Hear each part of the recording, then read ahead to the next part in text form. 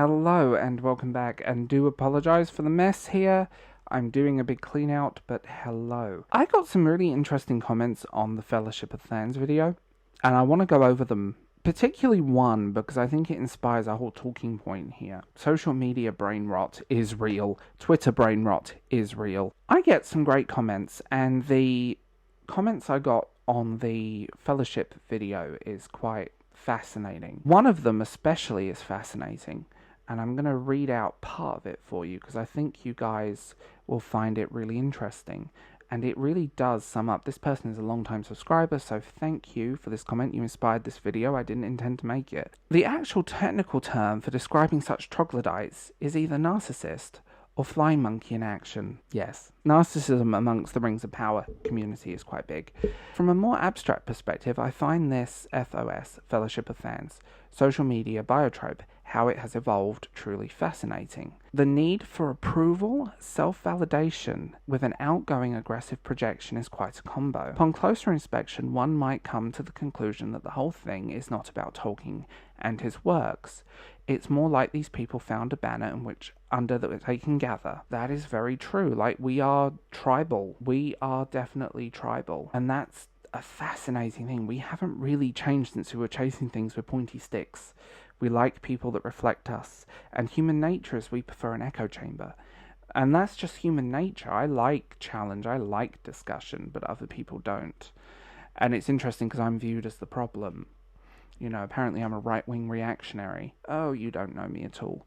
The other comments I got, and I'm not going to put them on screen, but I will find a few that are quite fascinating. One person put, didn't these twats attack fans for daring to dislike what their corporate master designated him to swell out? That's true. Fellowship of Thering have openly gone after fans, and people behind Fellowships of Thering, the Unhinged Fellowship, which are basically a bunch of sexually depressed people. Then I replied to that, and they replied, that's what I thought. They can go townsend the sellouts. Exactly, they are sellouts. And don't get me wrong, I don't blame anyone for taking the money. But when it's very apparently obvious that they are, it's kind of sad. There's been a few other comments on the statement. They released this rather feeble statement that was hilarious, and I burst out laughing when I read it. It was funny. It shouldn't have been as funny as it was. They put this out after their Twitter banning. The last 4 days have really shown the value of being a Tolkien fan in the community. Whether you like or dislike a Tolkien, they really need to proofread these. Tolkien movie, show, or adaptation. We can all put that one aside, and what matters the most, Fellowship. But you literally block anyone who doesn't like or criticizes Rings of Power. Be it the writing, be it the structure, be it the characterization, be it the divergent from the source material. So that is an outright lie, but that's a PR. That's very PR corporate speak, let's be real. They can attack and dox with impunity, yet they claim they are the marginalized Tolkien fans. That's true. I mean, one of the people behind that came after me at the height of Rings of Power Season 1, and I was literal death threats, and they tried to dox me, and I talked about that in that video. But somehow they're the victims and the marginalized fans. People should be more honest. They like the aesthetic of Lord of the Rings, but they view it as a problematic thing. They view Tolkien as problematic, because don't forget, he's everything the media hate right now. As someone put, I miss Christopher Tolkien. I mean, that's true. I miss it. He actually cared about his father's legacy. And what happened when he passed away? Amazon got rid of the Tolkien scholar overseeing the lore of Rings of Power and swapped him out with an identity politics activist. Yes. And the only people defending her are people either from the sort of the activist fandom or people that are linked to her academically, which I find quite sad. And this is the thing, like these fandom groups, I've seen it with Star Wars, I've seen it with so many other things over the years to the point of insanity. It's sad to witness.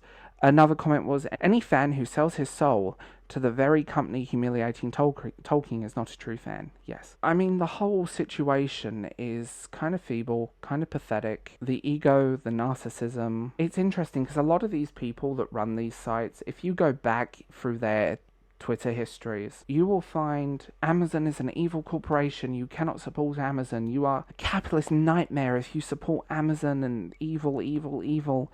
Yet they're selling their souls to the same corporation they were insulting a year and a half ago, 2 years. My opinion on this is that there is obviously money changing hands with a lot of people. But also, the fandom it's generated, it's just sad. Like, they are so responsible for part of this fandom war that's happened. Partly responsible for weaponizing criticism against people, against, oh my god, you insulted a white woman playing a character. Oh my god, you're a misogynist, you're a racist, and they will just throw these words. Another commenter put, the Moon Man. They won't though. They will continue because rage and hate fuels clicks. It's all about the money, and that's exactly true. Rage and hate fuels clicks. Like, YouTube works on clicks, and that's also a problem. I do feel like the YouTube algorithm needs to be fixed, because you have to be so careful with titles and names and everything, because if you don't, it causes so many problems. I think a lot of the love of Rings of Power is the aesthetic and kind of the more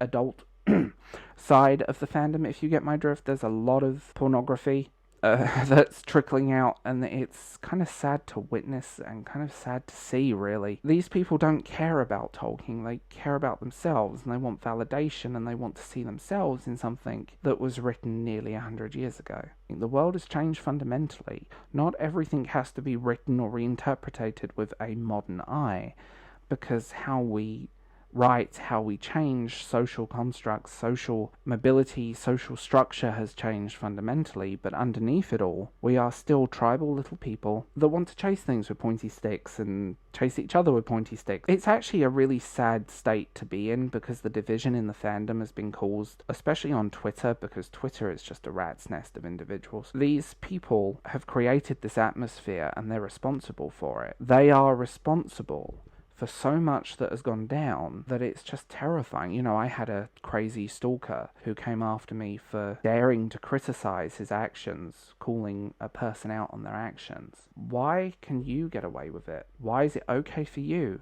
to rip people apart and make up BS about them for clicks, for interaction, because your ADHD brain might be getting a kick out of it? And one of them is, I'm suspecting neurodivergent, just going on his Facebook likes and the groups that he's members of, and his sort of hyperfixation, editing tweets and making people, taking words out and moving words around and taking date and timestamps out to imply that people are into children, or taking a phrase from a conversation and twisting it to fit their narrative. Because what they do is, and it's a bullying tactic, they isolate people out so other people ignore them, so the echo chamber stays and they stay the arbitrary leader of the fandom. It's a form of fascism. It's a form of communism. Look at North Korea for the tactics. It's social Marxism at the end of the day. Twisting people and what they say, and an inability to hold an argument. But genuinely, these people view me and you and other people as troglodytes, as morons, as uneducated masses that need us to save them. The savior complex is just revolting. It's funny watching this play out. It's interesting watching this go down, and it's interesting watching these people